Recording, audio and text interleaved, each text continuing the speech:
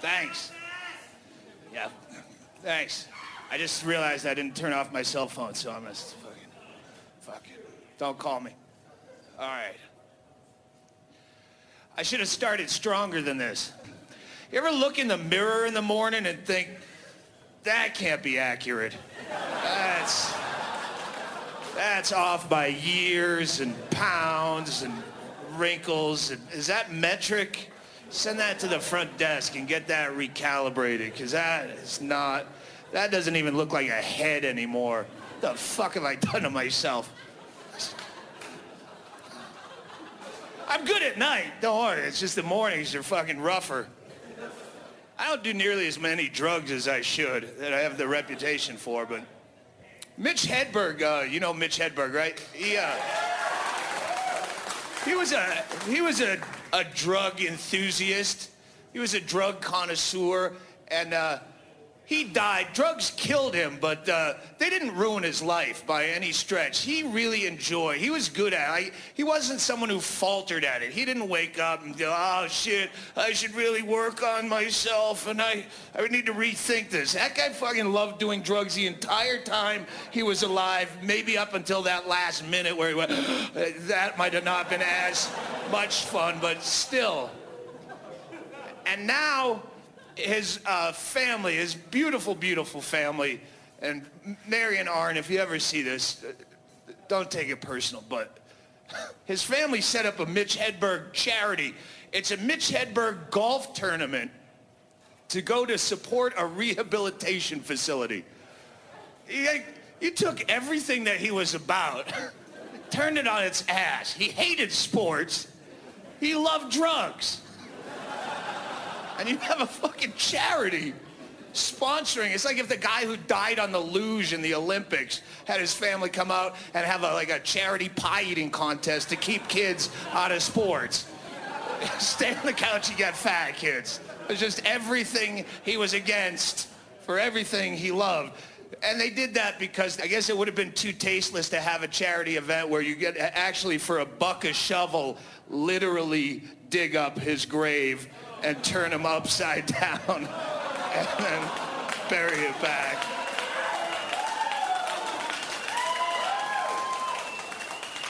His parents are so sweet, and I was very tentative about putting that on a DVD. But it's such a fucking, it's just, rehab is just such fraud. It's just this cottage industry of nonsense, junk science. Fucking Dr. Drew Pinsky should be just, he's like, I've never done a bit about someone. You do bits and you fake anger and you write a bit and you have passion for it, and then you do it too many times and then you have to work up the anger. And I've never had to do that with talking about Dr. Drew Pinsky for fucking years. I just hearing his name, his bile comes out of me because it started. If there's a war on drugs, he's the Joseph Goebbels propaganda minister of lies. And it started out with just a celebrity rehab, and that was it's a dumb show, but what made it important, Dr. Drew is a real doctor. That's what you have to keep in mind. He's not a fake Dr. Phil. He's an actual, went to medical school, has a diploma over his desk, real doctor spreading this nonsense. And it started with Celebrity Rehab, which was a guilty pleasure. It was fun to watch. They, call in all these D-level celebrities, let them shake off the DTs for a couple of days with cameras in their faces 24/7, and then they'd send them boating with Gary Busey, because that's what a medical professional would tell you to do in that situation. And instead of being stripped of his credentials for this, instead of being drug out in the street and beaten and tied shirtless to a telephone pole out front of this place so garage bands could staple flyers to his chest to promote their upcoming gig, and then the other band would draw a dick picture on the thing, and they tear that off and put up a new poster, and eventually Drew Pinsky would die the slow bleeding death of 1,000 weeping pinhole bleeds. Instead of that happening, what happened is it gave him credibility. People took him seriously. And that's what makes you crazy. It's not that these buffoons exist in life, but the fact that, like the Sarah Palins or the Glenn Becks or whoever, where you go, if everyone was laughing at him, you'd go, but when they're taking, Drew Pinsky now is the go-to guy for any kind of celebrity, any Heath Ledger issue, any fucking Michael Jackson. He's the guy that the mainstream media goes to. Joining us tonight to talk about one of the Coreys that died. We don't know which Corey. No one really cares. But to discuss the tragedy, joining us tonight, celebrity rehabilitation expert, Dr. Drew Pinsky. Welcome to the show. First of all, how are you a celebrity rehabilitation expert? How do you get that designation? At what point in medical school did your professor pull you to the side? Drew, mirror a second. I want to talk to you. Listen, I've been watching you work. I've been watching you poke around the cadavers and do what you do with a smug look on your face. Did anyone ever tell you that you have a keen eye for the rich and famous? You should really go in that direction. I think you have a natural gift to be an ambulance chaser to the stars. You fucking would step over a dozen dying winos in the street just to get to Lindsay Lohan's bedside to offer unsolicited advice to Charlie Sheen via Twitter, as a medical professional is wont to do. Yeah, Dr. Drew Pinsky, celebrity rehabilitation expert. That's like if I were a gynecologist, but I found that I specialized in really young, hot, shaved, stinkless pussy. That's where I found, I just had a knack. It was like a gift from God. Just teenage Norwegian pussy is all I really work with anymore because I want to give back. I want to give of myself. You puddle of shit. And what they don't show you when they're treating this, remember, this is a deadly disease. Addiction. Here it comes again. Watch. This might look like a choice, but it's not. This is a deadly affliction.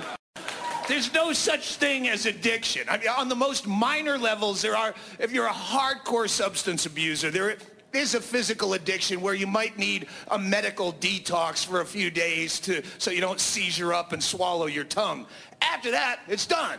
Then it's a choice. It's right back to a fucking choice. There's no such thing as addiction. There's only things that you enjoy doing more than life. And it's not just drugs and alcohol, fucking sex addiction, eat too much pie. It's what you want to do. And what they don't show you in any of these shows is, well, what do you do with these people? You have all these shows exploiting shitheads. Intervention. Intervention's an hour-long show, and 52 minutes of it is some fucking stumblebum being followed around by a camera, shitting his pants and puking in trash cans and losing his job, because that's fun to watch. It really is. It's easily exploitable. That's why cigarettes are far more dangerous than anything that they show fucking Intervention, but you don't see that episode. There's not the cigarette, because no one wants to watch 52 minutes of a guy going, it's killing me. So they have to get the stumblebum, shitting his pants and knocking over the turkey at his Aunt Nancy's house on Thanksgiving morning because he's trying to drink her mouthwash, because it's fun to watch. But what they don't ever show you is the cure. If these shows are supposed to be informational and educational, what the fuck do you do? What's the cure? You show me 52 minutes of the guy fucking up and being hilarious, and then you fast forward through the intervention part because no one wants to watch that. That's just boring idiot family members reading Hallmark cards they wrote themselves. And then you didn't show up to Sherry's graduation. And so what happened? And the only cure they show, oh yeah, then we flew him to Palos Altos, California for a rehab, and he hasn't drank since 2007. Well, what'd you do there? That might be a good focal point of the show, is the cure for this deadly disease. What is the cure, Dr. Drew? Tell me what you're gonna do with Charlie Sheen if you get him. How do you fucking cure these people? All you do is show me, boating with Gary Busey. What's the cure?